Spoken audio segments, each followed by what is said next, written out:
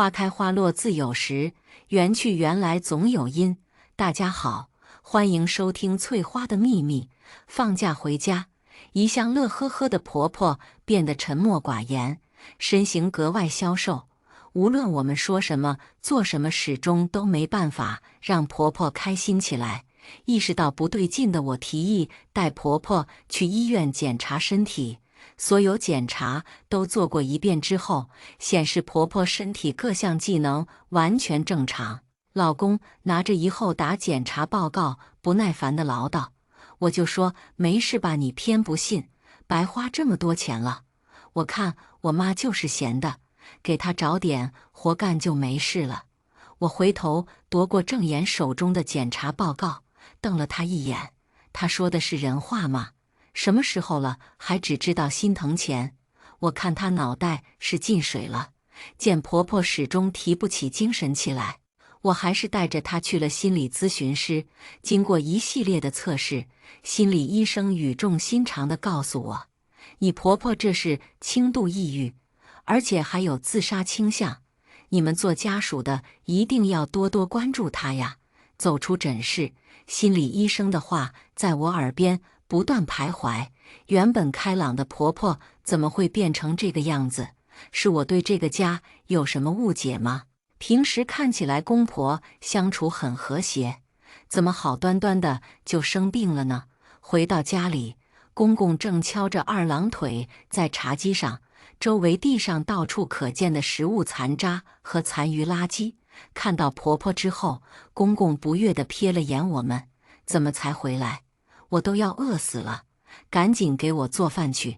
婆婆就像是机器人一样，接收到信号之后，木讷地钻进了厨房，面无表情地忙碌着。看着婆婆的背影，我莫名的有些心酸，实在不忍心婆婆拖着病体还得照顾别人，就让婆婆去休息了。我自己随便鼓捣了点东西凑合吃吃。中午老公下班，我特意打电话叫他回家。在餐桌上，我把婆婆的病情告知他们，本以为会让两位男士有所动容，会心疼婆婆。我错了，我太不了解他们了。公公听说婆婆生了病，不以为然地笑道：“就她还抑郁症，天天能耐不多，还得了个精神病。我看呢，她就是闲出屁来了，啥也不是。”我直接反对，什么叫闲出屁了？婆婆天天把家里里外外收拾得一尘不染，把您养得又肥又壮，她哪里闲了？反倒是她自己瘦得皮包骨头。您关心过一次吗？或许是我语气太冲，婆婆赶忙拦着我，叫我不要继续。公公不以为意地瞥了我一眼，闷头吃饭去了。对公公态度失望的我转而看向老公，只见他始终低头扒拉着自己碗里的饭，一言不发。坐在我身边的婆婆红着眼眶，身体不停地发抖。那一刻我明白了，在这个家里，没有任何一个人关心婆婆的死活，仿佛对他们来说，婆婆就像一个免费的保姆，好坏都和他们无关。同为女人，我很能理解婆婆的感受，没有什么比亲人的冷漠更让人心死。午休时间，我陪着婆婆待了很久，可我毕竟不是专业的心理医生，不懂得怎么开解她。婆婆似乎也并不愿意对我敞开心扉。时间过得很快，假期结束，我和丈夫都要返程工作。临走前，我刻意嘱咐婆婆，有什么事一定要及时和我联系，心情不好的时候也可以给我打电话，哪怕只是聊聊天也可以。难得，婆婆居然笑了，还让我放宽心，她不会有事的。依依不舍地离开了婆婆，我专心投入了工作中。这天中午，我正在陪客户吃饭，为了防止有人叨扰，我把手机调成了静音模式。成功签了合同之后，我拿出手机，里面有10个未接来电，全是婆婆打来的。回拨了多个电话，始终无人接听。我慌了神，连夜开车赶回家。发现了倒在血泊中奄奄一息的婆婆，来不及叫醒鼾声如雷的公公。做完紧急处理之后，我开车载着婆婆赶往附近医院救治，整整折腾了一晚上，婆婆才转危为安。第二天大早，老公和睡意朦胧的公公匆匆赶来，还没进病房，就能听到公公骂骂咧咧的声音。他们推门进来，公公就沉着脸训斥：“挺大年纪了，你做什么呀？要死要活的演给谁看？不嫌丢人你也！”我心中的怒火瞬间被点燃，刚要打算开口反驳，手腕被婆婆一把拽住，来不及顾及其他，我按响了呼叫铃。医生匆匆忙忙地给婆婆检查之后就离开了。所幸婆婆身体好，只是失血过多，没有其他大事。病房里又剩下我们一家人。婆婆呆呆地望着窗外，不停地掉眼泪，发出呜咽的声音，似乎是哭声，让人厌烦。公公骤然起身，抬手朝婆婆用力拍了一下：“哭哭哭，就知道哭，烦不烦人啊你？怎么以前没见你这么矫情呢？”老公也走到婆婆身边，挡住了她的视线：“妈，你有什么话可以直说，整自杀这一出干什么？我们赶回来可不是看你哭的。”郑言不说这话还好，一说我火更大了。本来就心情不爽的我，直接抬脚踹了郑言：“嘴不会用就捐了，要不就滚出去，少在这满嘴喷粪！什么东西啊他！要不是我到的及时，婆婆差点就没了。”郑言不安慰就算了，还在这添油加醋，跟他爹一个德行。公公见我打了郑言，上前推了我一把，我都舍不得动他一下。你凭什么打他？要不是我儿子勤恳工作，你能过上这么好的日子？你不感恩戴德就算了，还动手，真是惯的你。这话一出我就笑了。郑言能到今天，靠的是我爸妈托关系给他找工作。我生活优裕是我爸妈给的，也不是因为郑言的出现。他每个月赚的那点钱，刚刚够家里的正常开销，有时候还要我贴钱生活，所以我凭什么对他感恩戴德？郑言似乎是被我的笑意吓到，连忙去阻拦公公胡言乱语。谁知这不拦不要紧，一拦还给公公整激动了。公公气得跳脚：“窝囊废玩意，结婚这么久，你连个娘们都管不住，真丢我们老郑家的脸！我看趁你们没孩子，赶紧离了吧，整的以后让他搅得家里鸡犬不宁。”我眯着眼打量郑言，他的表情简直丰富的如调色盘，五颜六色的。我轻笑着问他：“郑言，你也是这么想的？”郑言慌乱地捂着公公的嘴，把他拖了出去。归还病房，一片宁静，没了别人的打扰。我照顾婆婆吃了点东西，婆婆很是不好意思：“丹丹，对不起，妈给你添麻烦了。都这个时候了，婆婆还在考虑别人的感受。这么好的人，他们怎么能这样欺负她呀？既然我嫁进了这个家，就不能放任不管，什么都没有婆婆的身体重要。所以出院之后，我没有和任何人打招呼，直接把婆婆接到了城里的家。原本以为婆婆在我家，衣来伸手饭来张口的公公肯定会不适应，会软下态度求婆婆回家。不曾想人家直接杀到我家，对着婆婆劈头盖脸的一通乱骂。婆婆来我家没有换洗的衣服，我就趁放假带着婆婆出去逛街消费，正好也让待在农村半辈子的婆婆体验一下城市的繁华。婆婆心疼钱，这也不要那也不买，最后还是在我强迫下选了几件打折的衣服。一回到家，刺鼻的烟草味扑面而来，那一瞬间，我所有的好心情都消磨殆尽。抬脚走进房间，公公掐着腰，眼神不善地看着我们。公公上前2步，从我手中夺过购物袋，乱翻一通之后丢到了地上。她满脸讽刺地开口。我说怎么不回村？感情来这享受生活来了？不要脸的东西！婆婆眼眶红润，满肚子的委屈无法发泄，只能倔强地瞪着公公。见婆婆不言语，公公变本加厉，抬手就甩了婆婆一巴掌，速度太快，我根本来不及反应。要不是我搀着婆婆，不然就要摔到地上磕碰到头了。这已经是我看到婆婆第2次挨打了。我心疼地望着婆婆高高肿起的脸，我轻轻地问道：“妈，难道您还要继续忍下去吗？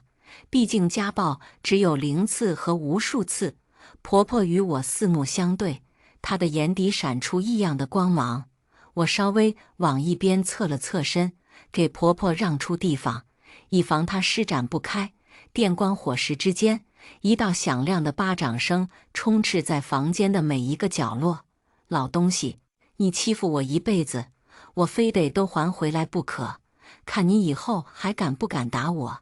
婆婆似乎还觉得不够，又狠狠地甩了几个在公公脸上。见公公有想反抗的意思，我走过去束缚住他。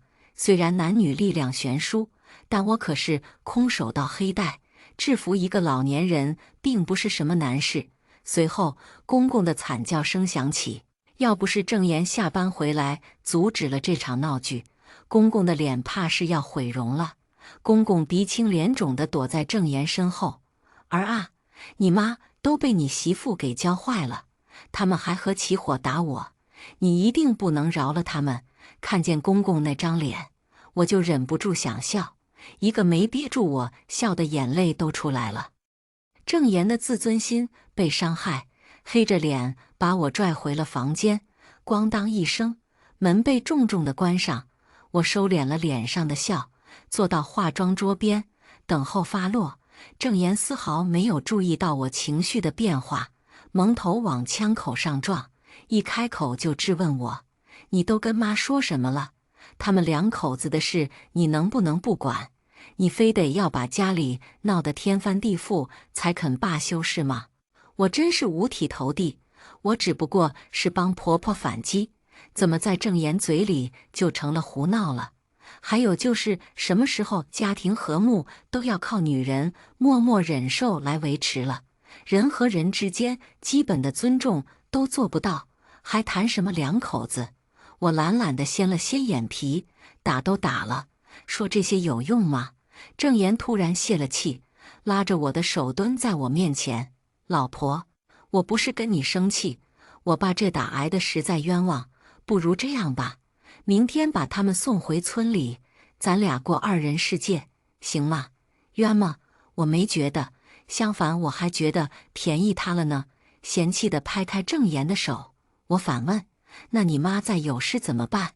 郑言毫不犹豫地说道：“那就是他们自己的事了，我爸会自己看着处理的，咱们就别操心了。”郑言还真会甩锅，如果公公能有一点关心婆婆，事情怎么会发展成这样？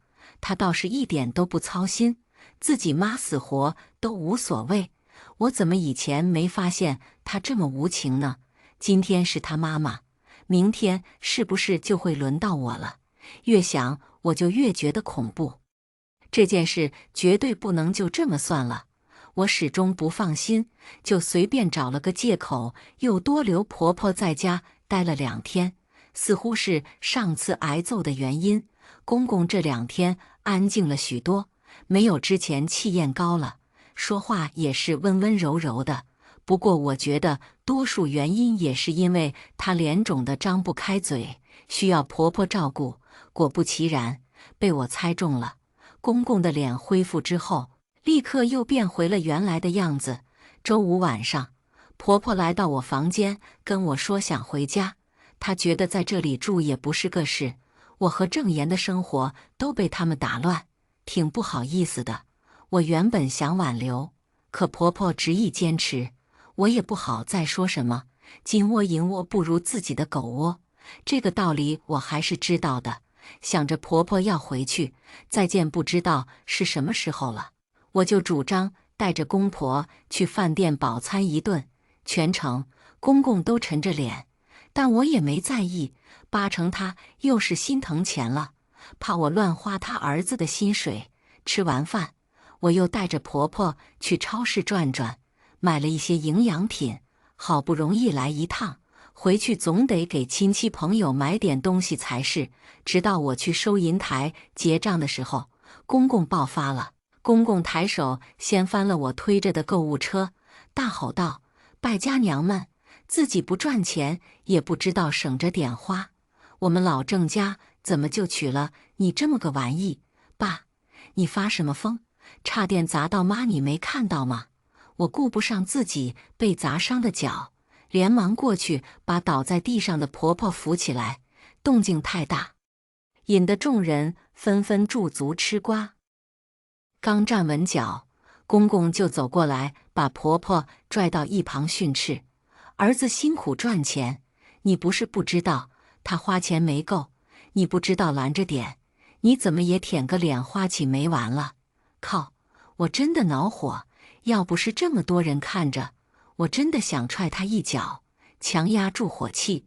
我张口解释：“爸，这是我赚的钱，没有花郑言的工资。”公公蹭地转过来，抬手指着鼻子骂我：“你的钱不也是我儿子的吗？当初我就说不让他娶，他偏不听。现在好了，赚那点钱都让你给霍了，败家玩意！我非让我儿子跟你离婚不可。”这下子婆婆忍不住了，当着众人的面狠狠地把她推倒在地。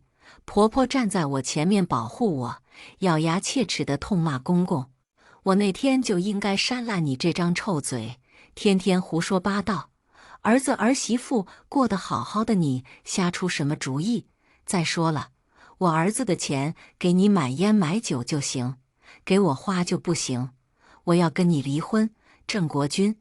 这日子我一天都过不下去了。”公公原本愤怒的表情转为震惊地盯着面红怒赤的婆婆，他似乎是没想到婆婆会当众让他下不来台。老爷子一辈子牛惯了，在村子里都横着走，是没人敢招惹的存在，所以他从没在这么多人面前丢脸过。公公起身就朝婆婆冲过来，嘴里还不停说着些污言秽语。他欲靠暴力找补自己丢掉的面子，但靠打人赚回面子可一点都不光彩。我弯腰捡起地上的黄豆，轻松地将它们扬在光滑的地面上。公公来不及刹车，踩在了上面，应声倒地。周围人投来一样的眼光，有的在赞许我袒护婆婆的行为，有的也在斥责我的摔倒公公的不孝。这都无所谓，我并不在意这些人的眼光。家家有本难念的经，未知全貌，又有什么资格评论？在收银员的帮助下，我顺利的结账，带着婆婆离开，没有照看身后一瘸一拐的公公。走出超市之后，公公突然快步走到我们跟前，眯着眼睛，目光有一丝玩味，有一丝探究，打量了婆婆许久，缓缓开口询问：“你确定要离婚？”婆婆非常坚决地点了点头，不知道她心里打的什么主意，但我总感觉没什么好事。就这样，两个人去民政局办了离婚手续，速度快的我都不敢相信。不过我是支持婆婆的，女性本就不应该拘束于婚姻中，更何况是一段不健康的婚姻，更是没有必要牺牲自己去讨好别人。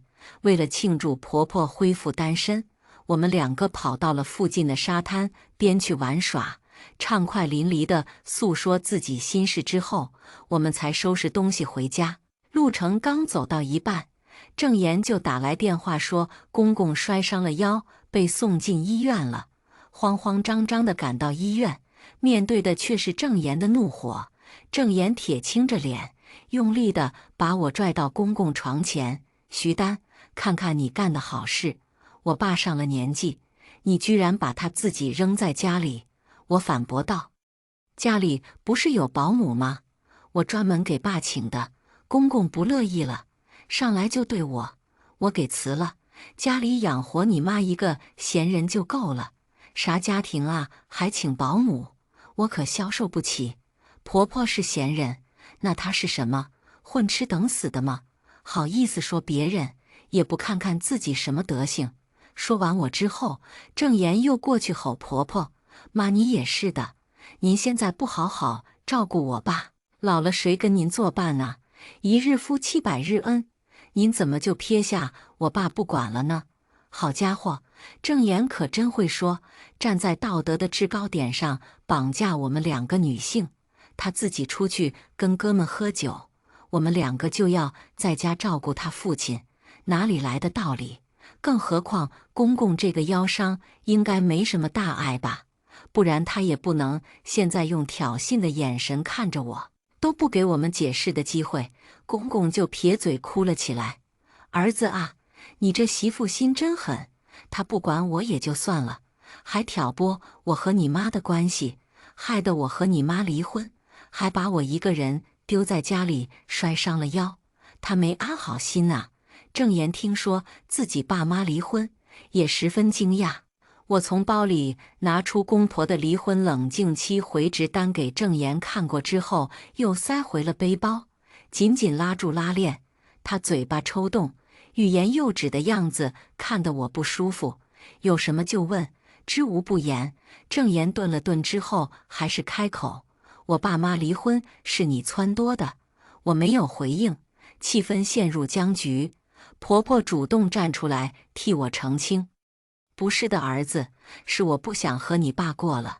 顷刻间，我的脸上传来了剧烈的痛感，让我丝毫没有防备。这是和郑言结婚以来，他第一次打我。以前不管发生什么矛盾，他都会哄着我，绝对不会跟我说一句重话。现在因为公婆婚姻破裂，我挨了打，这一巴掌也打醒了我，让我看清了这个家庭的阴暗面。大男子主义的公公，懦弱隐忍的婆婆，自私自利的郑言，都是家庭悲剧的始作俑者。婆婆哭得伤心，着急地查看我的伤情，真是造孽呀！我和你爸离婚，你打丹丹做什么？郑言倒是硬着腰杆控诉我的罪责，要不是他挑拨离间，你们就不会分开。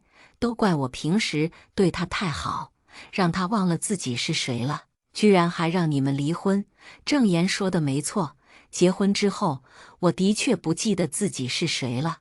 我被冠上夫姓，成为众人眼中温柔贤惠的郑言媳妇。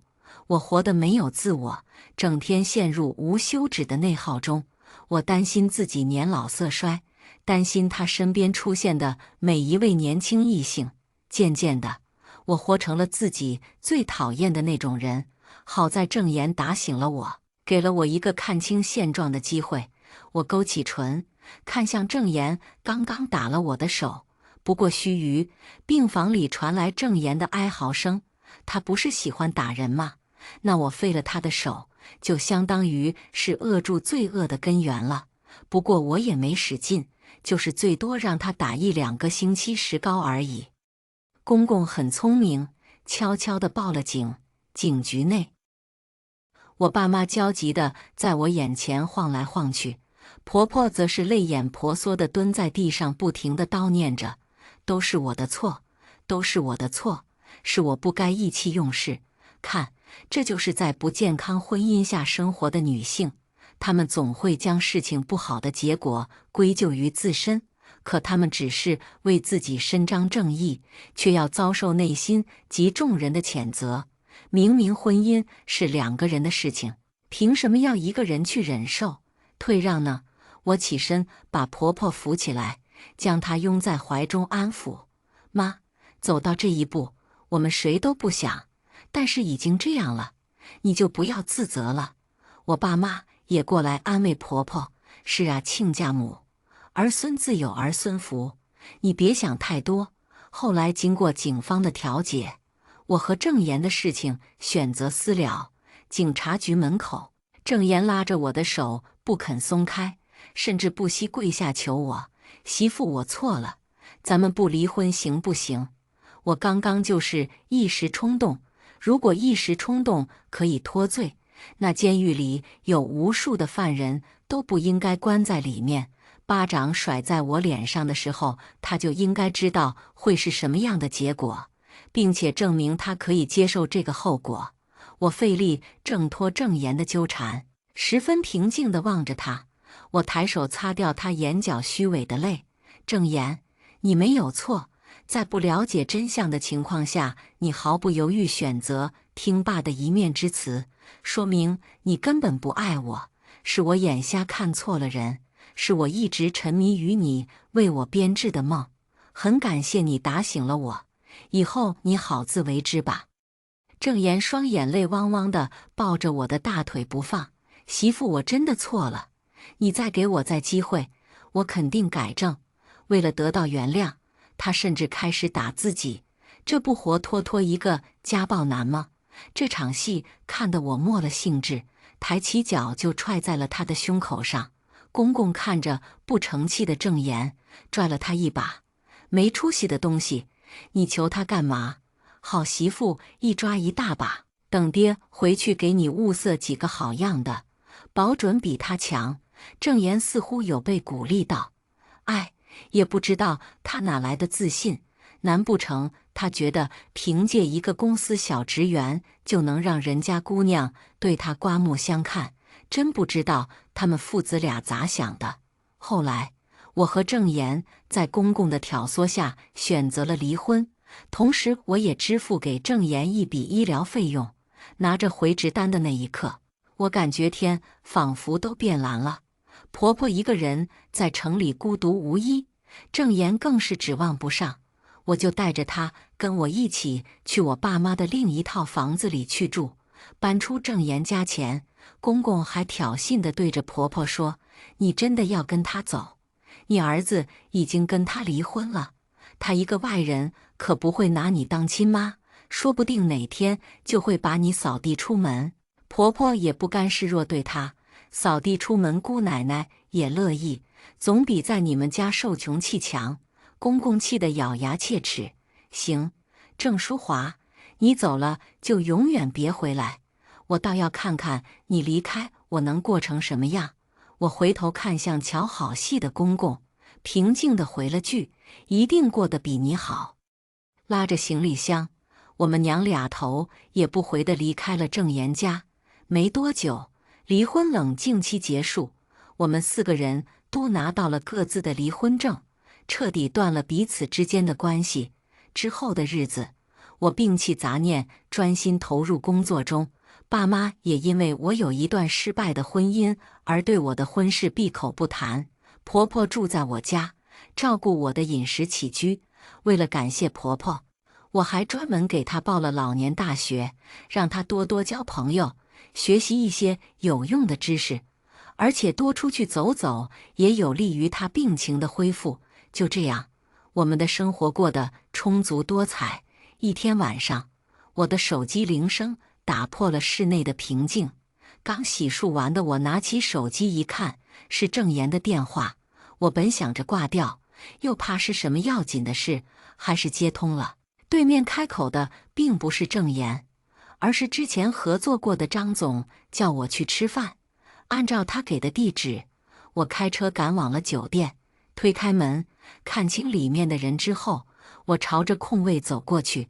张总端着酒杯走到我跟前，吐出一口恶臭的酒气：“丹丹啊，要不是这小子说他是你丈夫，我都不知道你结婚了。”我嫌弃地躲开张总的靠近，露出一个官方微笑：“张总，您误会了，我现在单身。”坐在我正对面的郑言脸色骤变，匆忙起身向我走过来。张总正准备追问，我就被郑言拉到一边。他贴在我耳边，小心翼翼地解释：“丹丹，这单生意对我很重要，求你先别告诉大家我们离婚了。重不重要跟我有什么关系？大晚上把我叫过来就是秀恩爱来了，还是想仗着我的身份来拉业务？或许放在之前，我心疼他，自然会帮他摆平一切障碍。但现在不同了，我不是圣母，不会怜悯不相干的人。”甩开郑言的手，我坐回原来的位置，张总看着我们满脸坏笑，不要脸地把胳膊搭在我的肩膀上。他把我的酒杯倒满，拿起来递到我面前。丹丹啊，你应该知道我们今天叫你来的目的。你丈夫这单子能不能签，就看你诚意够不够了。郑岩坐在对面，额头上浸出了细密的汗珠，在灯光下显得十分耀眼。本以为离婚，我们就互不相欠了，没想到这个时候他还想着利用我。我以前是眼多瞎，看上了他呀。接过酒杯，我回了张总一个灿然的笑。首先，我想说的是，我和郑岩已经离婚，他现在跟我没有任何关系。其次，这种靠女人来拉业务的人，在座的各位跟他合作起来不会担心吗？张总没听出我的言外之意，痛快地接话：有你做担保，我们肯定放心。那不好意思，恕我不能奉陪。酒杯里的汁液随着我手腕的倾斜，顺着张总的发间滑落，淋湿了张总高昂的西装。我用力地将酒杯扔到地上，发出清脆的响声，张总的尖叫声随之响起。郑岩也猛地起身，想要挽救局面。我抓住张总的领带，让他靠近我。张总，你记住，今天你丢了面子，全都是因为郑岩。下次有这种好事，就不要叫我了。懂。张总连连点头。我擦干净手之后，走出了包厢。郑岩快步追赶上我，挡住了我的去路。徐丹，你知不知道今天这么做会毁了我的？知道。怎么了？那你为什么还这样做？看你不爽，不可以吗？郑岩被我对得语塞，他愤怒地握紧双拳，青筋四起，似乎准备随时向我袭来，还想打我，真是不自量力。一脚下去，郑岩被我踹翻在地，痛苦地哀嚎着。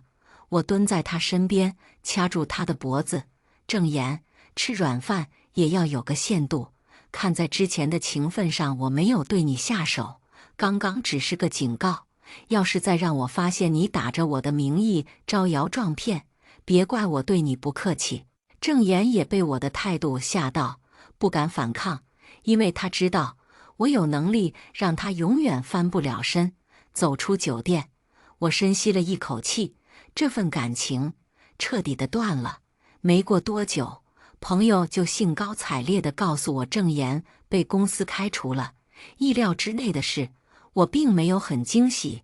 没离婚之前，郑岩的工作有一半都是我帮他完成的，喝酒应酬见客户，做策划写提案，每一个都有我的参与。当时我只觉得夫妻之间互帮互助都是应该的，现在想来，没有我的加持，郑岩连个屁都不是。没过多久，郑岩找到了我家来，接到婆婆电话，我着急忙慌的就赶回家。一进门，郑岩正跪在地上痛哭流涕博同情呢。郑岩毫无血色的苍白面孔上透着一股隐约的青灰之色，面部神情萎靡，两眼空洞无神，显得神思恍惚。没想到才过了不到1个月，郑岩就落魄成这个样子。婆婆被郑岩紧紧地抓着，妈，爸他知道后悔了，你就去看看他，哪怕是陪他说说话也行啊。一旁还突然间冒出一个穿着略显土气的中年女性，见到我之后，她连忙放下手中的东西，跑到婆婆身边。是啊，婶子，郑伯这次住院，病得严重，你们好歹过了这么些年，理当去看看他，照顾一下的。这家人还真是没完没了啊，费尽心机找上门来骚扰婆婆。公公前段时间不还嘴硬说离了婆婆过得很好吗？怎么生病了就来服软了？有本事她永远别用婆婆呀！婆婆耳根子软，我怕她动摇，就上前想要劝说。婆婆先一步拉住我，给我一个安慰的眼神。我悬起的心一下子就放到了肚子里。果然这段时间的老年大学没有白去。婆婆的理念还是有所改变的。在郑言各种卖掺和那个中年女性的各种迫下，婆婆答应了去医院。我始终不放心，所以就借口路远跟着他们去了医院。还没到病房，就听到了公公爽朗的笑声。切，我就说他是装的。婆婆从容不迫地迈进病房，把公公的丑态抓个正着。但公公脸皮厚，躺在床上装了起来。婆婆走到病床前，随意打量了公公两眼。你让他们去找我的。公公还有点小傲娇，没有接话，仿佛是在告诉病友们，只要他随意一招手，婆婆就会屁颠屁颠跑过来照顾她。始终没有得到回应，婆婆也没了耐心，转身就要走。公公一下没了架子，焦急地喊了婆婆：“你别走！”我翻了个白眼，死要面子活受罪。婆婆回身问道：“找我什么事？”公公有些尴尬，结结巴巴地说道：“你也看见了，我生病了，需要人照顾，让你儿子请护工。”一听这话，公公还来脾气了：“你说得轻巧，他都没工作了，哪有钱请护工？”婆婆心平气和地看着他，公公也意识到自己的不对，态度又软了下来。淑华，医生说我这病以后离不开人，外人照顾我也不方便，还是你回来吧。离不开人，想起来婆婆了。以前欺负人的时候，怎么不想会有今天呢？真拿我们女人娶回当免费保姆使唤呢？做她的青天白日梦去吧。婆婆绝对不会答应她这种无理要求的。回来可以，但是我有个条件。妈耶，真打脸！不是说好的不心软了吗？怎么一到医院就变卦了呢？合着我这么久的努力都白费了是吧？公公见婆婆松口，眼睛都亮了。条件随你开，只要我能做的，都答应你。婆婆脸上绽放了一个明媚的笑容，然后不紧不慢地跟公公提条件：郑言的房子写我的名字，我就回来。公公不解：好好的你要房子干什么？直接回来住不就行了？过户多麻烦。再者说那是儿子的房子，我也做不了主啊。婆婆应对自如：我跟你复婚总得有个保障吧？我可不能像之前一样被你赶出去，连个落脚的地方都没有。说起这个房子，我有些伤感。当初我们结婚时，郑言家里拿不出钱来，我爸妈又不想让我吃苦，就出钱帮我付了一套房子首付作为我的婚房，房贷留着我和郑言共同承担。后来因为郑言说两个人分开还贷麻烦，就改成了他的工资还房贷车贷，我的工资用来生活支出。这不前段时间离婚吗？我找律师清算财产，才发现我被郑言算计了。可当时郑言被我打伤，我爸妈怕我缠上官司，就让我主动放弃房子。想来想去，的确比起房子，我更想要摆脱这段婚姻，所以我选择了净身出户。但我也不太明白，为什么婆婆会以这套房子为条件？反正都是他们郑家的，想住的时候去不就行了？何必搞这些繁琐的程序呢？公公沉思许久，还是不能接受婆婆的要求。婆婆也不拖泥带水，给你考虑时间，我还有事先走了。好巧不巧，这个时候婆婆的手机铃声响了，可能是老年人听力不好的原因，对方的声音我站在门口都能听得一清二楚。打电话的是婆婆的同学，他们两个经常约着一起逛早市、跳广场舞。婆婆不开心的时候，她还经常来我家陪婆婆聊天，偶尔还会跟着家里的孩子们学习些新鲜玩意，跟婆婆分享。用现在流行的词汇形容，两个人像是在搞暧昧。而且我能明显看出来，自从这个同学的出现，婆婆脸上的笑容都多了，气色也好起来了。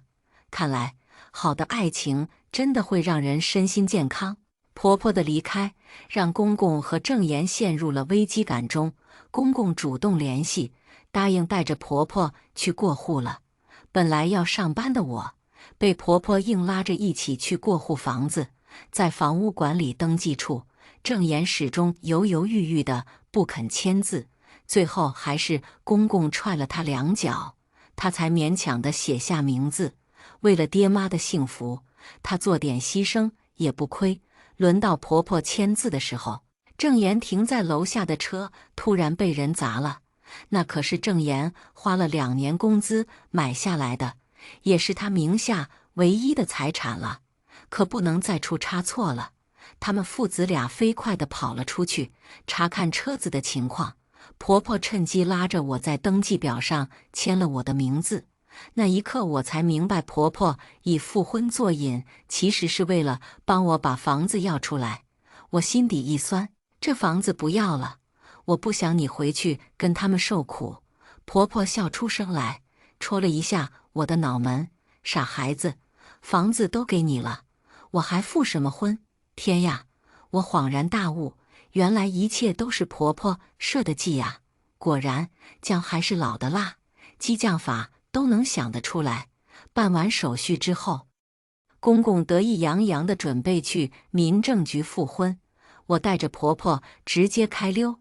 郑言可能是反应过来被骗了，气冲冲地跑到我家要说法。我以私闯民宅寻衅滋事为由起诉了郑言，让他被拘留了半个月。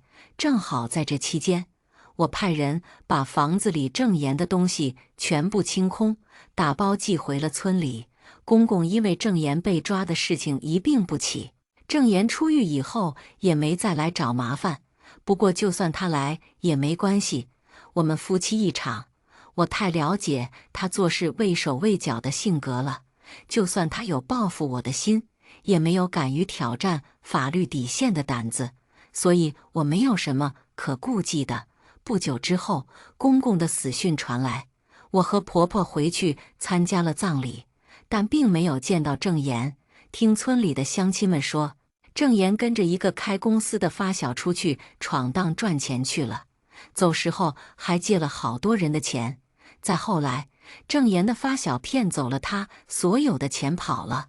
郑言作为法人代表被法院起诉，喜提无期徒刑。得知消息时，我是有些难过的，但我也庆幸当初及时止损的选择。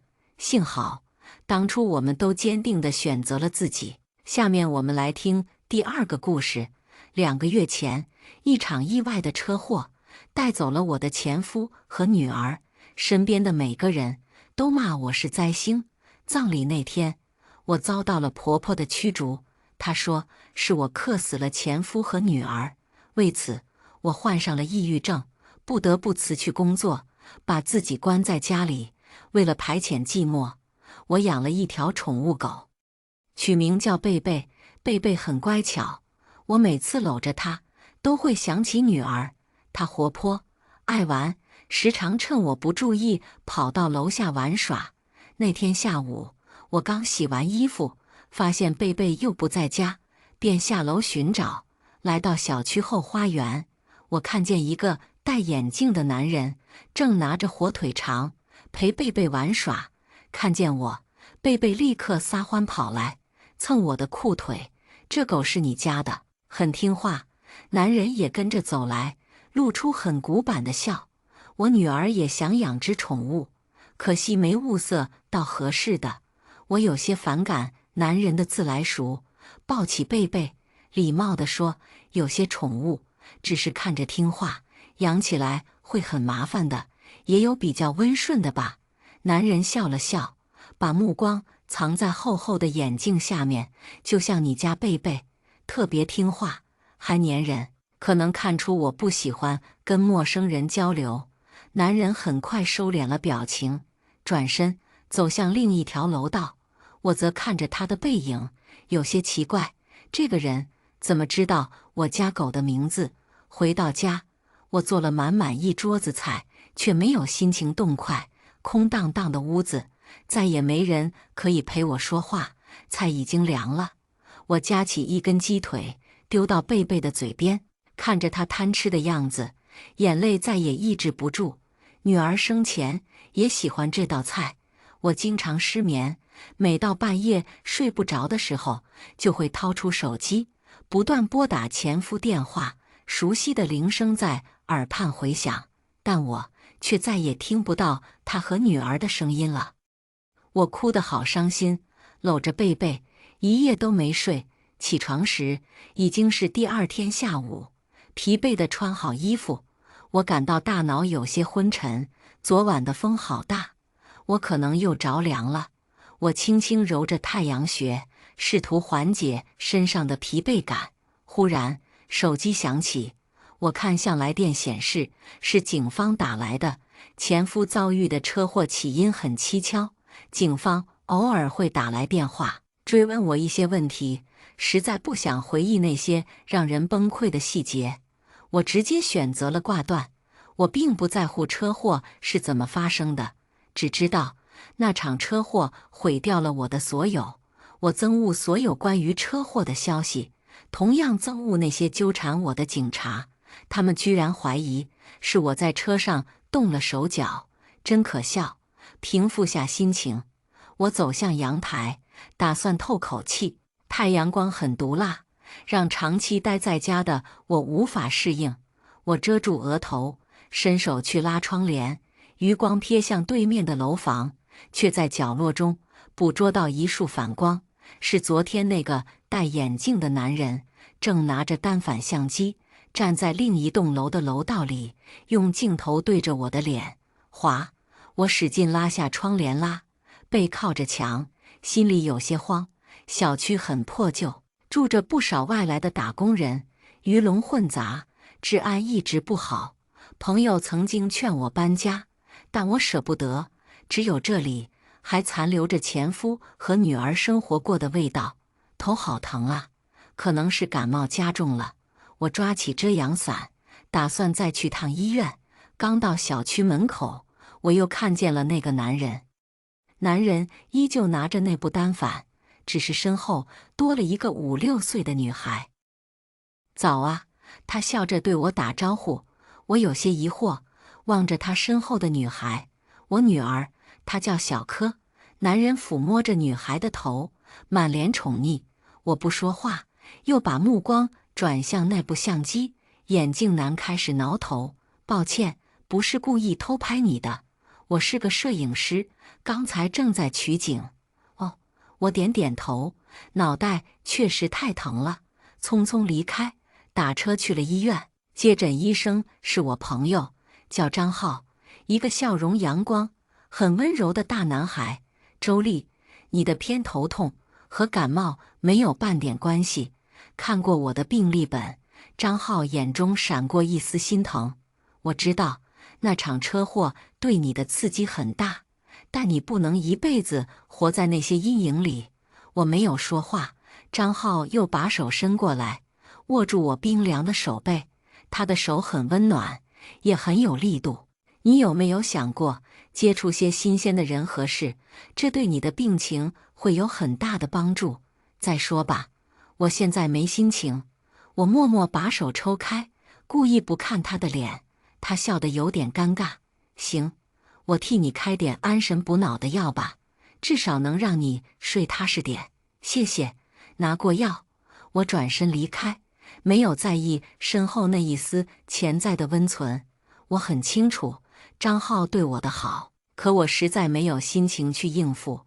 天色渐晚，我拖着疲惫的脚步返回小区。经过一个角落的时候，我听到按动快门的声音。回头，眼镜男依旧站在那个地方，手握单反，木讷地对我笑。我加快脚步，没理他。正常人怎么会待在那里拍一下午风景？况且他家就在这个小区，天天看，天天拍，不会倦吗？可能真的是我神经太敏感吧。养病的这段时间，我成天待在家，除了洗衣做饭，大部分时间都会靠在阳台上发呆。每次去阳台，都能看见男人手拿相机，对着小区的不同角度拍照。感觉这个偏执的男人根本不是在拍摄风景。我有些不安，想过报警，可刚抓起手机，我又放下了。除了偷拍，他没做任何特别的事，警察未必会理会我。更何况，在那些警察眼中，我还是导致前夫车祸的嫌疑人呢。我很苦恼，每次下楼的时候都会刻意地避开眼镜男，但他却像阴影一样，总会在我不经意义的时候，忽然拎着相机闯入我的视线。每次对视，我都感到特别心悸，总感觉那双隐藏在镜片下的眼睛有着异样的偏执。下个月6号，我去医院复查，趁着闲聊，我把这些情况告诉了张浩，希望他能替我出出主意。可张浩看我的眼神却怪怪的。周丽，你有没有觉得自己的神经越来越敏感了？我很惊讶，反问他什么意思。张浩什么也没说，只是微微叹气，把新开的药递过来，有些欲言又止。别总把自己关在家了，有空就下楼走走，多想点开心的事。如果实在很不安，你可以给我打电话。我随叫随到，呵呵，或许在张浩眼里，真正反常的应该是我吧。离开医院，我倍感孤独，公公婆婆还是不肯接我电话，除了那些为了破案隔三差五打来电话絮叨的警察，已经没人能陪我交流了。这种被全世界遗弃的感觉，让人生不如死，一直散步到傍晚，我才走回了小区。到了花坛外面，我发现贝贝不知道什么时候跑出来，正在小区草皮上打滚。可能是出门的时候忘记把贝贝锁在家了吧。这段时间我的精神很恍惚，常干些丢三落四的事。贝贝，跟妈妈走。我拍拍手，快步走向贝贝，又看见一个穿连衣裙的女孩正跟在贝贝身后追逐着。没记错的话，她叫小柯，是眼镜男的女儿。感觉我家贝贝似乎跟她很熟悉的样子。我从后面抱住了贝贝，对女孩说：“你怎么一个人在小区玩？爸爸呢？”“爸爸上班去了，没在家。”小玉怯怯地看着我，乌溜溜的眼珠在眼眶里转动，显得有些无辜。她这眼神让我想起了自己惨死在车祸中的女儿，语气温柔了不少。“那你妈妈呢？怎么不管你？老是小区的环境堪忧，她父母的心得多大，才放心把女儿一个人留在外面玩。”小柯眼里的光暗淡了一下。“妈妈，不要我们了。”我呆呆地哦了一声，内心再次被触动了一下。但很快，小柯又扬起了脸，笑容特别纯净。“爸爸说，用不了多久，我就会有新妈妈了。那恭喜你呀！”我勉强挤出一丝笑，抱起贝贝，转身离开。失去家庭后，我变得很孤僻，不太喜欢跟任何人交流。回了家，我依然弄出了很多菜，把前夫和女儿的碗筷摆在桌上，眼泪恣意地往下流。我感到好孤单，只能搂着贝贝，聊以安慰。砰砰砰，敲门声突如其来，打断了我的追忆和懊悔。“谁呀？”我放下贝贝，边擦干眼泪，边起身走向大门。敲门的是刚才的女孩小柯，她手里握着一个粉红色的皮夹，笑容纯甜。“阿姨，我刚在楼下捡到你的钱包，谢谢。”我怔了怔，接过钱包，暗骂自己真的好粗心。这个钱包还是前夫为了庆祝女儿5岁生日的时候买的。这段时间，我一直把它带在身边。送完钱包，小柯没有马上离开，他倚在门上，似乎对桌上的饭菜感到眼馋。“阿姨，你做的菜好香啊，你肚子饿不饿？在阿姨这里吃了晚饭再回去吧。”迟疑了半秒，我说：“谢谢阿姨。”小柯甜甜的点头，可能是真的馋坏了。莫等我招呼他洗手，已经坐上餐桌，伸手去拿盘子里的鸡腿，用纸巾吧，这样用手拿很不卫生。我递去一张纸巾，看着大口吃着鸡腿的小柯，鼻子酸酸的。他没有母亲，跟着父亲一起生活，肯定挺可怜吧。饭后，我替小柯洗了手，目送他下楼离开。走到门口时，小柯忽然停下来，转回头，神情怪怪地看我。阿姨，你笑的样子特别像我妈妈，你小心点，楼梯很滑的，别摔了呀。我没笑，望着他蹦向楼道的身影，默默出神，感觉他临走时的眼神有股莫名的味道。直到洗碗的时候，我才猛然反应过来，开始思索另一个问题：小柯是为了替我送钱包才来我家的，可他怎么知道我家门牌号是多少？头又开始疼了，针扎似的疼痛感让我思维特别混乱。我不断地拍打额头，走进卧室，取出了张浩开给我的药。这些药根本治不了我的偏头痛，只能在我发病的时候稍微缓解一点痛苦。头越来越疼，我把脸埋进枕头，蜷缩着身体，好像一只孤零零的小猫，已经不记得什么时候睡着的。这一觉睡得很不安稳，我翻来翻去做梦，醒来时浑身都是湿漉漉的汗。我徘徊进客厅，倒了杯热水，准备再吃点药。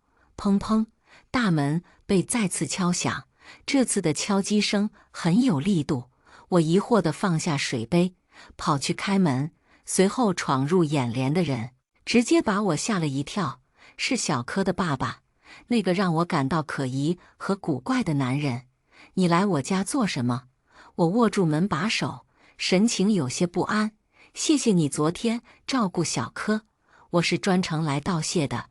眼镜男对我笑笑，可镜片下的眼神很木讷，一双死鱼眼，刻薄又呆板。没事，孩子太小，你不应该总把他一个人留在外面。我随口应付着，依旧用身体堵着大门。眼镜男没说什么，目光一转，看见被我拿在手上的药，怔了怔。你生病了，身体不舒服，只是小感冒，睡一觉就没事了。关上门，我背上流了很多汗水，总觉得眼镜男来我家的目的不单纯。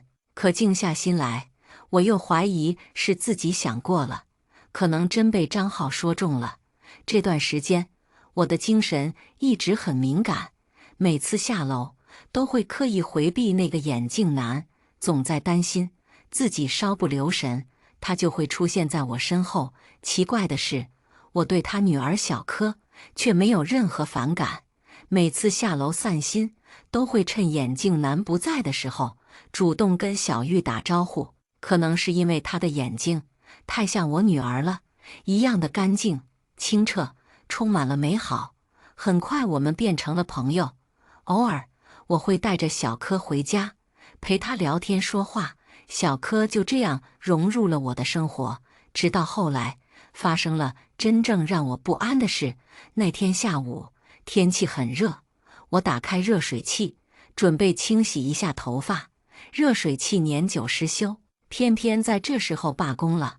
我望着镜子里自己满头的泡沫，委屈地直掉眼泪。自从前夫和女儿走后，家里的每件事都让我不顺心，翻箱倒柜的忙活半天，我拿他毫无办法，只好用毛巾裹着头，下楼去找修热水器的师傅。步入楼梯间，我再次遇上了眼镜男，他拎着一个工具袋，漫不经心地路过，跟我撞个满怀。不好意思，你没事吧？他很快就发现了我的狼狈，眼睛直直的定格在我湿漉漉的发梢上。怎么把头弄湿了？我小声说，刚在洗头，家里热水器坏了。这样啊，没关系，我可以帮你修好。眼镜男拍着手上的工具袋，自顾自地说着好巧。不用。我很抗拒他的眼神，本能的拒绝。可他坚持道，我工作忙，没时间照顾小柯。听他说，这段时间你经常陪着他。我没什么能谢你的，出点力，让我安心吧。他的话很诚恳，我迟疑再三，点头同意了。大白天的，我倒是不怎么害怕。回家后，我留了个心眼，故意没有锁门。眼镜男二话不说，大步走进厨房，对着热水器忙活起来。我怔怔地守在客厅，望着他手拿螺丝刀，娴熟拆掉热水器外壳的动作，心里格外的不自在。感觉他出现的时机好巧啊，那种不安的感觉开始变得强烈。我退向茶几，伸手去抓果盘上的刀，叮当一声，水果刀被弄到了地上。眼镜男停下动作，转回头看向我僵硬的手，天很热，帮你削个苹果吧，就当感谢你帮忙了。我的笑容里写满了惊慌。谢谢。好在他没有发现我的手在微颤。我松口气，假装削水果，可心里压抑得厉害。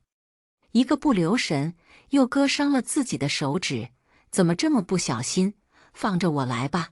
眼镜男匆匆走来，顺手抓起了鞋柜上面的消毒水，替我喷在伤口上。没关系，这么小的伤口，我自己包扎就好。我的反应有点激烈，急忙站起来，避免他再向我靠近。行吧，热水器已经修好了，我先下楼。有什么事可以让小玉叫我。他没有再坚持，看了一眼我的伤口，带着工具包下楼，关上门。我的心却依然惊恐地在发抖，因为关注到了一个小细节：眼镜男明明是第一次进我家，为什么随手一抓就能准确无误地找到消毒水？我陷入了很深的怀疑。第二天一大早，我故意下楼去买菜，临走时，我找了片树叶，把它偷偷夹在了门缝里，一直逛到中午，我才假装如无其事地回家。开门第一件事就是检查门缝中的树叶，它果然来过，望着落在地板上，飘出很远的树叶。我瞬间汗毛炸起，眼镜男怎么会有我家的钥匙？难道是小玉？闭上眼，一个可怕的念头在脑中闪过。这段时间，小玉倒是经常拉我家里。对于这个年纪6岁的女孩，我从没有过防备。在惊恐中思索了半天，我飞快打定主意，藏了一瓶墨水在口袋里，匆匆下楼，走到小区的阴凉角。我果然看见正在玩石头的小玉。外面的风很大，树叶被吹得满地都是，似乎要酝酿一场暴风雨。小玉在林荫下追逐那些落叶，玩得很开心。阿姨，你又来找我玩吗？看见我，她立刻迎了上来。我点点头，看向小玉那张写满了童真的脸蛋，不敢相信一个6岁的小女孩会有这么重的心机。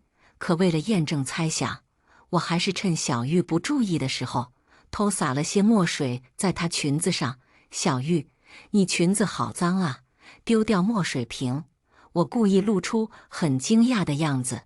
外面可能要下暴雨，阿姨先带你回家，把裙子换掉吧。好啊，小玉乖乖答应了，牵着我的手，蹦蹦跳跳地带我回了家。刚进客厅，我就呆住了。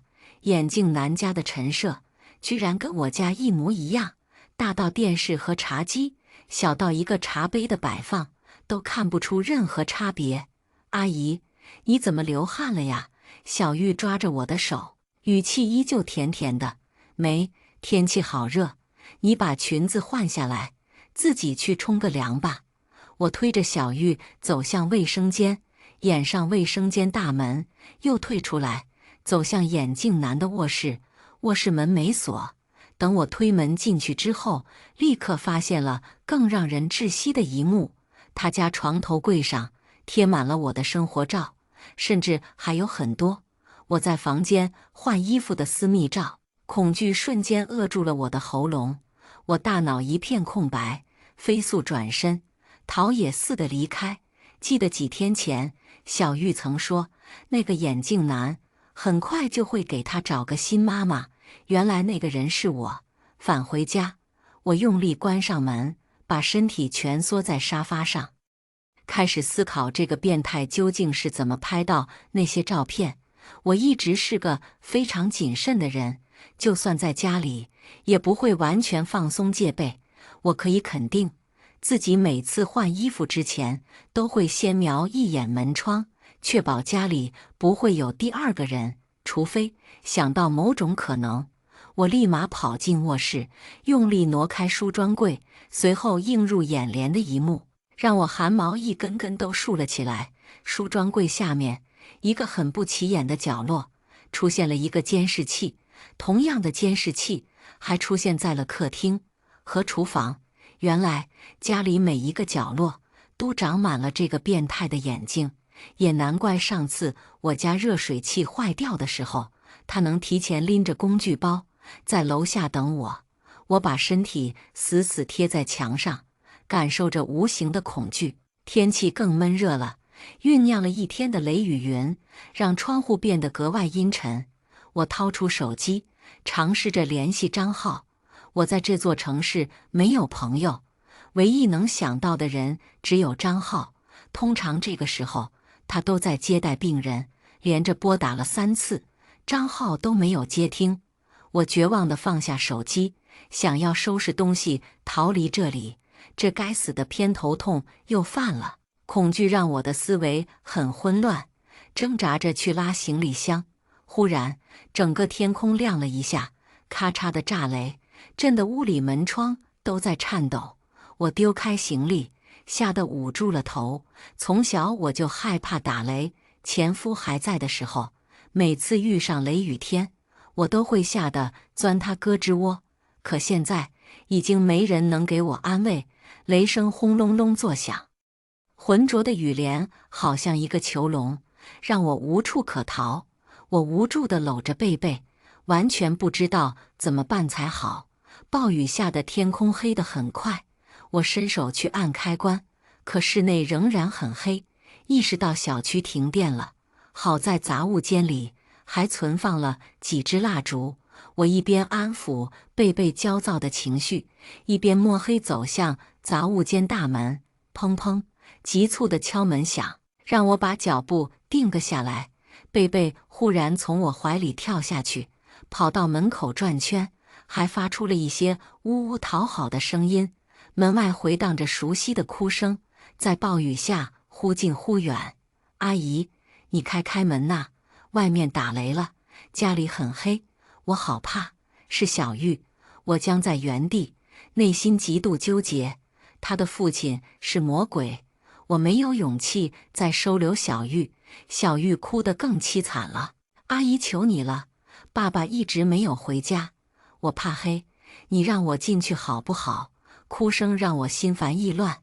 贝贝也焦急地在门口转来转去，不停用爪子挠着防盗门，无声地催促我开门。我心软了，把脸贴在猫眼上，借助雷光，看见小玉正抱着一个布娃娃，孤零零地站在门外。雨水沾湿了她外衣，头发贴在湿漉漉的脸上，苍白又可怜。小玉别怕，阿姨这就出来。我跨过贝贝，用力拉开大门，一道闪电在外面划过。我看见抱着布娃娃的小玉已经停止哭泣，正冷冷地站在走廊里，对我投来邪恶的笑。那种笑容根本不像一个6岁的孩子。我想关门，可来不及了，一只粗壮的手直接穿过猫眼的盲区，死死地抵住门框。眼镜男一直都在，就躲在猫眼看不见的墙角。防盗门刚被拉开一道缝，他就猛地冲过来。啊！我吓得尖叫，用力关门，可大门纹丝没动。通过门缝，我看见了眼镜男抵住大门的手，上面是一根根爆炸式鼓起的青筋。贝贝，要他！我吓得心脏快要跳出来，下意识地喊起了贝贝。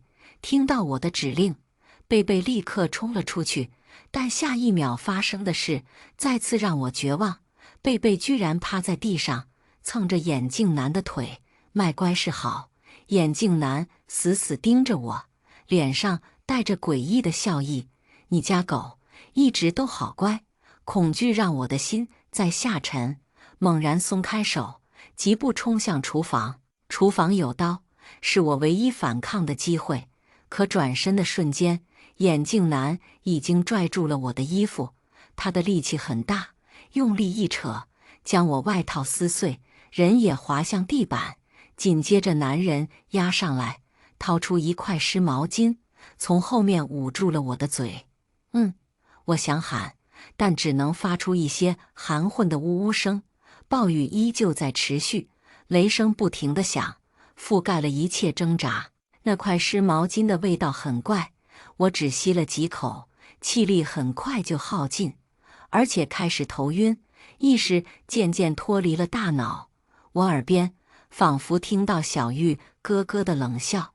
醒来时，暴雨仍旧在持续，我被丢在沙发上，面前是一支被点燃的蜡烛，鹅黄色的光映照着小半个客厅。眼镜男不见了，只有小玉蹲在蜡烛对面，用直勾勾的眼神看我，几乎是出于本能。我想要站起来逃离这里，可刚跨出一步，脚下忽然一绊，让我重重摔倒。我惊恐地发现自己的手和脚已经被绳子牢牢捆住，嘴上也缠着胶带。小玉一步步地走来，笑容还是那么清澈，手里却多了一把刀。阿姨，你别乱跑哦，爸爸说了，要我好好看住你。我大滴大滴地掉着眼泪，被堵住的嘴巴发出含混不清的呜呜声。小玉用手揉搓我的脸，眼中带着邪笑。很快，你就是我新妈妈了。我不是你的新妈妈。我发出无声的大恼，无助地用脚乱踢，想制造动静，吸引邻居的注意。小玉看着我，直勾勾的眼神里写满空洞。不要浪费力气了，上一个阿姨也想跑，后来被我爸爸亲手挖断了脚筋。我瞬间不敢再动，一个6岁的女孩竟让我害怕到浑身发抖。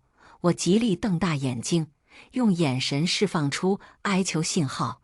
小玉看懂了我的眼神，轻轻揭开我嘴上的胶布，另一只手的刀仍旧抵着我的脖子。阿姨，千万别喊哦，雨声这么大，邻居们听不到的。我哭了，用发抖的声音哀求，放了我吧，我把所有钱都给你爸爸。我不要钱，只要妈妈。他伸出肥胖的小手，替我擦掉腮边的眼泪。阿姨，你知道吗？为了得到一个新妈妈，我已经找了10年。我的第1任妈妈很凶，打我，骂我，还嫌弃我是个累赘。小玉默默收起了脸上的清澈，眼睛里全都是疯狂的怨毒。我一直不明白，爸爸和我到底犯了什么错？为了抛弃我们，他甚至不惜在饭菜里下毒。难道就因为我生了病，一直都无法长大吗？什么？我震惊到失声，抬头看着小玉那张在怨毒中越来越扭曲挣扎的脸。我有侏儒症，5岁半的时候就被查了出来。小玉舔了舔嘴唇，治了10年，一直没有效果，只能放弃了。我痛恨这个病，更痛恨抛弃我的妈妈。阿姨，等你变成我的新妈妈之后，肯定不会跟那个贱女人一样，狠心抛弃我吧？原来你已经16岁了，难怪。我满脸绝望，一直认为变态的只有眼镜男一个，没想过看似单纯的小玉，甚至比眼镜男更变态。为什么要找我？我不停地喘息，声音哑得可怕，因为你和那个女人特别的像。小玉把头抬起来，目光忽然变得恶狠狠的。其实很久之前，爸爸就开始关注你了。我们花了很久的时间，才慢慢融入你小区周围的圈子。呵呵，你们还真是煞费苦心啊！我苦闷地闭上眼。你说的很久，是多久？小玉咯咯笑着，说出一句让我浑身冰凉的话：在你还没变成寡妇之前。我浑身战栗，猛然睁开了眼。我想到了不久前警察在给我做笔录时说过的话：你前夫和女儿的车祸有些蹊跷，那辆车的刹车线似乎被动过。我的胸膛在剧烈起伏，恐怖的念头完全占据了大脑，不顾一切地喊：所以那场车祸跟你们有没有关系？你别喊！小玉捂住我的嘴，把脸凑过来，跟我贴得很近。那件事只有我爸爸才清楚。你爸去了哪里？我拼命蠕动着嘴，在他指缝下说：他去拿礼物了，我们替你准备了一个特别大的行李箱。小玉笑得还是那么甜，我的心却早已下沉到谷底。砰砰！这时候，防盗门被人胡乱地敲了几下，眼镜男回来了。我的心很慌，下意识把身体缩成一团。可雨中传来一个声音，却让我无比惊喜：周丽，你在家吗？是张浩，他怎么会来我家？我瞳孔紧缩，救命声已经喊出一半。小玉的反应很迅速，立刻用刀尖抵住了我的咽喉，耳边传来她的悄悄话：我不想现在就失去你，所以千万别乱喊哦。妈妈脖子上传来的刺痛感让我确定了她不是在开玩笑。我一动不动，甚至吓得忘记了呼吸。茶几上的手机开始嗡嗡震动，我知道那一定是张浩打来的，但我只能眼睁睁看着屏幕上的光一点点熄掉。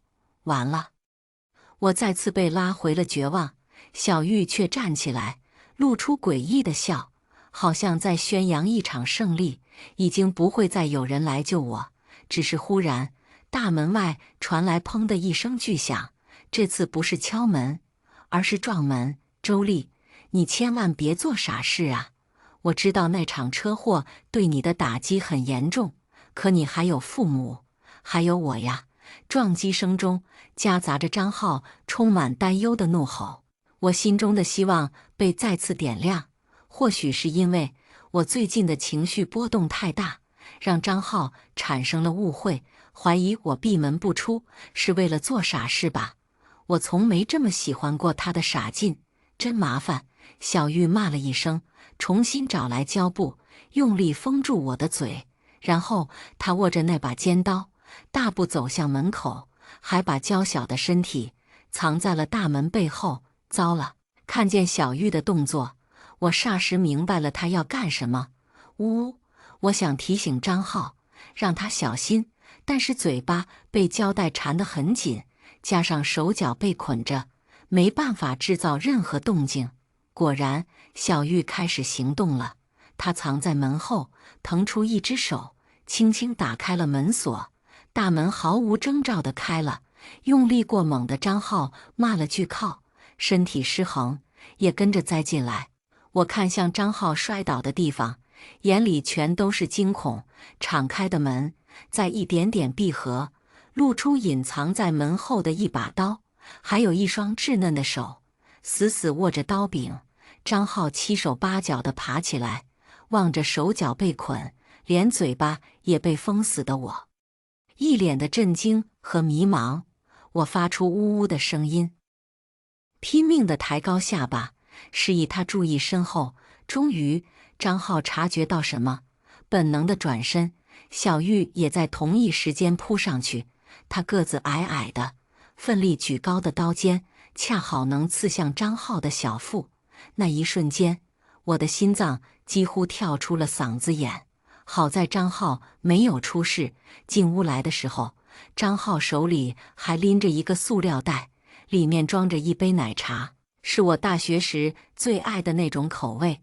发现不对劲之后，张浩立刻把奶茶甩了出去，刚好砸中小玉的脸，哐当一声，尖刀砸向地板。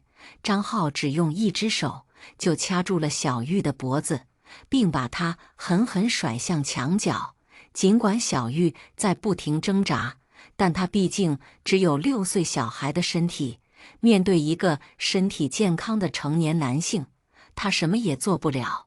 砰一声后，小玉的额头死死磕向了鞋柜的棱角。落地的时候，他已经没有动弹，身体也变得软绵绵的，估计是晕了过去。周丽，你怎样？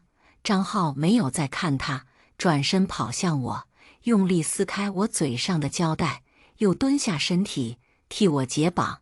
我又哭了，劫后余生的喜悦让我毫不犹豫地抱住张浩，哭得撕心裂肺，死去活来。自从前夫出了事，身边就再也没有任何人能够保护我了。张浩的及时出现，让我在绝望中看到了一丝曙光，就像一个无助的孩子倒在他宽厚的胸膛里。对不起，周丽，我来晚了。张浩趁势搂住了我，嘴里一遍遍道歉。之前你给我打电话的时候，我还在开会，直到会议结束，我才看到你打来的未接电话。我浑身发抖的哀求，不怨你。张浩，马上带我离开这里吧，帮我报警好不好？好。张浩二话没说，立刻扶我站起来。只是我和张浩都没注意到，被撞开的门外又出了另一个魔鬼。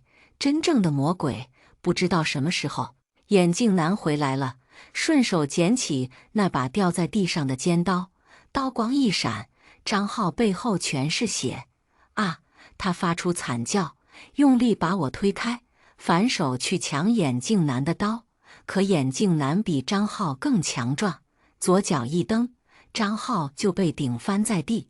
随后，眼镜男趁势一扑，把身体压在张浩腰上，双手握住刀柄，将冰冷的刀尖垂直起来，用尽全身力气刺下去。张浩只能抱住眼镜男的手腕，从下面使劲，很吃力地试图推开刀尖。他们开始僵持，无论是张浩还是那个变态的眼镜男，太阳穴上都鼓起了青筋。但很快，眼镜男取得了压倒性的优势，他的身体更强壮，自上而下发力，比张浩更有优势。颤抖的刀尖在一点点地下沉，我依稀听到刀尖刺进肉里的声音。张浩的衬衣被刺穿，开始往外渗血，他疼得厉害，脸色很白，依然把脸转过来，竭力大喊：周丽，你快跑，闭嘴！眼镜男把腰往下一沉，刀尖再度挺进。啊，走啊，周丽，你快走！张浩胸口流出了更多的血，依然疯狂地喊着，没有别的话。我完全呆住了，望着在刀尖下苦苦挣扎的张浩，我的视线开始朦胧，脑海中闪过好多发生在校园里的青涩往事。从始至终，张浩都宠着我，护着我，哪怕毕业后我嫁给了前夫，张浩依然无时无刻不再给予我关怀。或许我应该更坚强一些。趁他们用力厮打在一起的时候，我冲向阳台，找出前夫抽烟的烟灰缸，把它死死抓在手里。烟灰缸上还散发着前夫的味道，给了我莫大的勇气和安慰。我捧着烟灰缸，重新他们厮打的地方，用烟灰缸狠狠砸向眼镜男的头。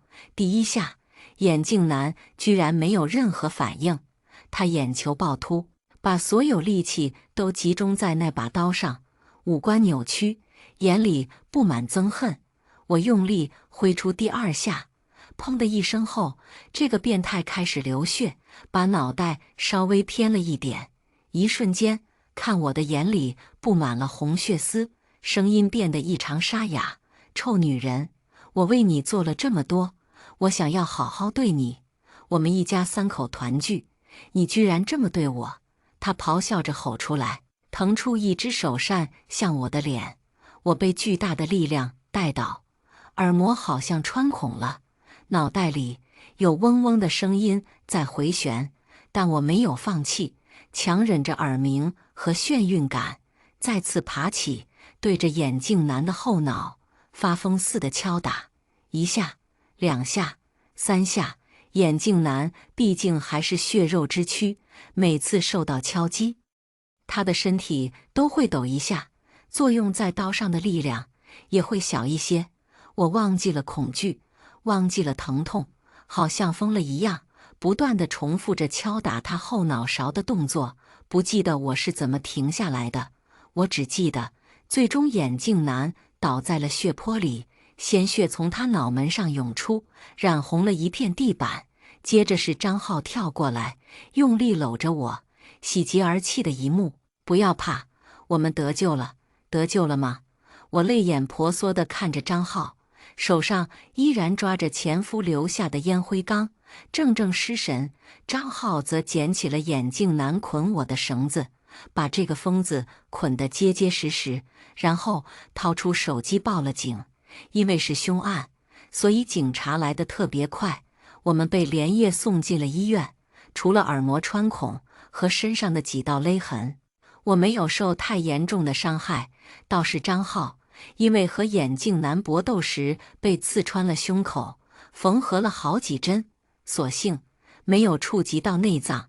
眼镜男和小玉都已落网，天刚亮就有个警察来找我做笔录。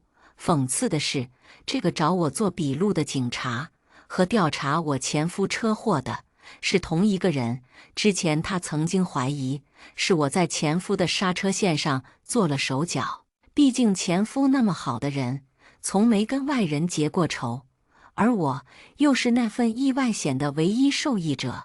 可随着这对变态妇女的落网，很快就还了我清白。在对我进行道歉后，警官又叹气说：“你前夫的案子确实离奇，要不是贺鹏眼镜男的名字交代了犯罪动机，谁都不会怀疑到他和那个女孩。”接下来，警察跟我说了些眼镜男的过去。这个世界上不会有人一出生就想作恶。事实上，年轻时候的贺鹏相当老实，后经人介绍，娶了一个年轻漂亮的女人做妻子，生活很平静。直到3年后，小玉的诞生。贺小玉有先天性的矮小症，长到6岁大的时候就完全停止了发育，这种病的治愈率很低。尽管贺鹏尝试了各种办法，都无法让女儿健康成长起来。当然，如果仅仅只是这样，他还不至于变成一个疯子。那几年，他一直带着女儿满世界的求医问药，很快就把家里的积蓄花得一干净。但贺鹏的老婆却不想继续那种绝望的生活，于是偷偷在饭菜里下了药，想要摆脱这个累赘。警官一边说，一边叹气，这件事给父女俩带来了很大的心理伤害。从那之后，贺鹏心里就走向了极端。我怔怔地问道：“那小玉，她的情况比贺鹏还要恶劣？”警官摇头，又看了我一眼。一个生理残缺、饱受生母抛弃的女孩，内心早就变得扭曲了。贺鹏的每一次犯罪都有他的策划和参与，再加上你跟贺小玉的生母长得特别像，看见你的第一眼，这对父女就打定主意，一定要占有你了。而你的前夫和女儿，则是他们最大的障碍，所以才有那场车祸。我终于明白了，看来公公婆婆没有说错，我的确就是个扫把星啊！前夫和女儿果然是受了我的连累，你不用太自责，毕竟长得像那个女人，并不是你的错。或许是看出了我眼中的自责，警官缓缓起身，安慰我，务必要看开一些。另外，你前夫在生活上应该是个很粗心的人吧？我怔了一怔，反问警官为什么这么说。警官道：最初贺鹏还没有想好怎么对付你前夫，是你前夫停车的时候不小心把汽车的备用钥匙掉在了地上，才给了贺鹏修改刹车线的机会。什么？我大脑嗡了一下，脸色惨白，激动得差点站起来。直到警官走后，我的大脑仍旧是晕晕乎乎的，有人被人从中间劈开了一样。不对，肯定不对。那个警察的话让我回想起了一个被忽略的细节：前夫的车一共有2把钥匙，一把主钥匙被前夫随身携带，从没出过岔子。至于另一把备用钥匙，一直是由我保管的。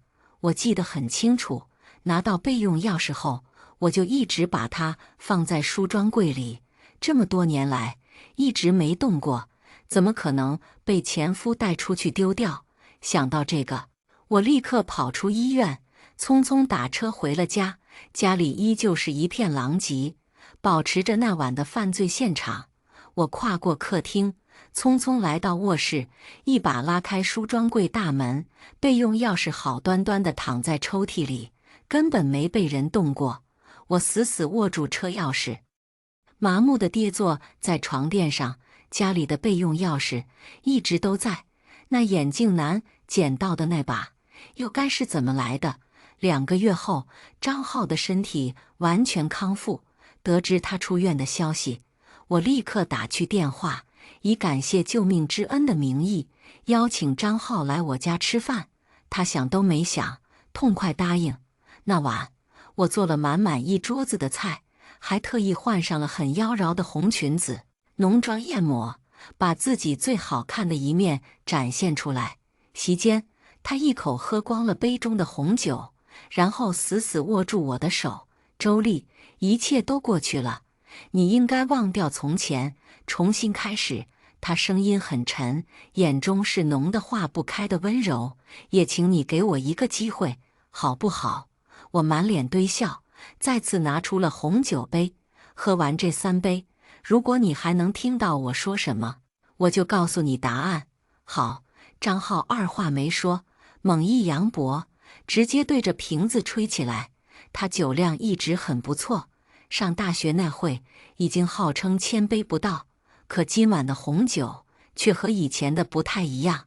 刚喝完红酒，他就醉得不行了，软软地靠在沙发上，用手拍打额头，满脸眩晕道：“周丽，你给我喝的什么酒啊？为什么这么烈？”我说：“就是普通的红酒的呀，只不过我稍微给它加了点料。”说完，我拉开抽屉，取出了几个空空的药瓶。这些药都是张浩以前开给我，用来安神补脑的，已经统统被我磨成粉末，添加到了给他喝的红酒里。什么？你为什么做这种事？张浩瞪大眼睛，露出了害怕的表情。我满脸堆笑。看来你也知道，这些药一旦吃多了，就会对大脑产生很大的影响。那你为什么还要骗我，说这些药只是用来安神补脑的？你都知道了。张浩很震惊，几次都想起身，可身体软软的，根本无法站起。酒精加快了药物的发挥，他的视线开始变得朦胧，无法聚焦。我直视他的双眼。那辆车的备用钥匙是我前夫30岁生日那天，你把他灌醉之后偷偷找人配的吧？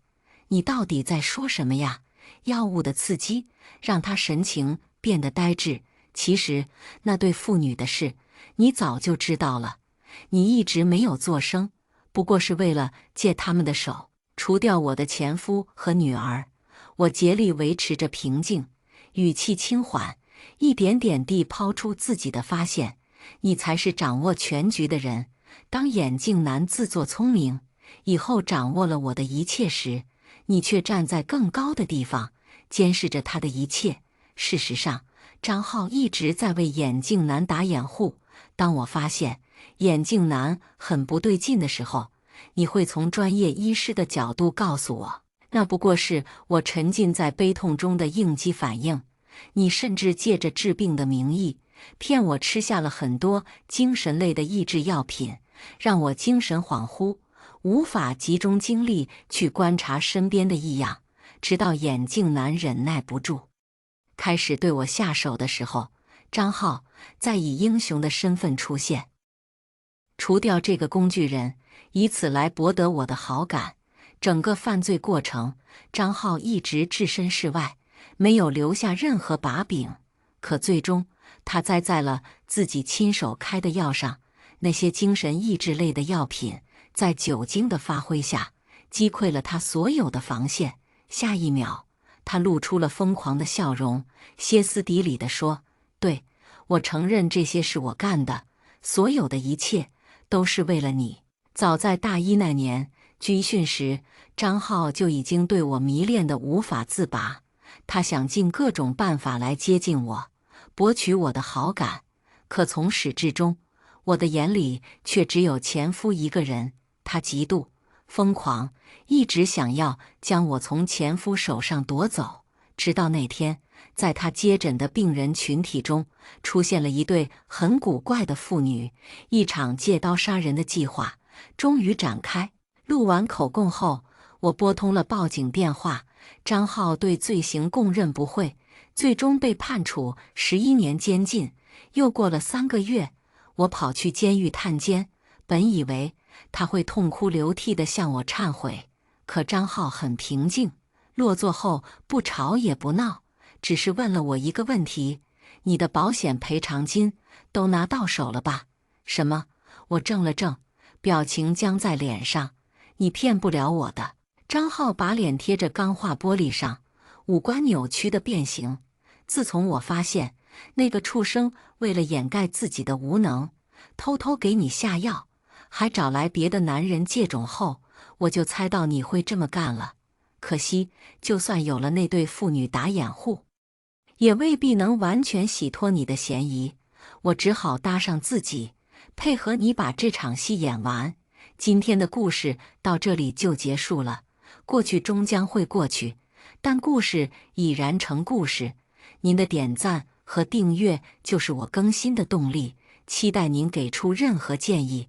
我们下个故事不见不散。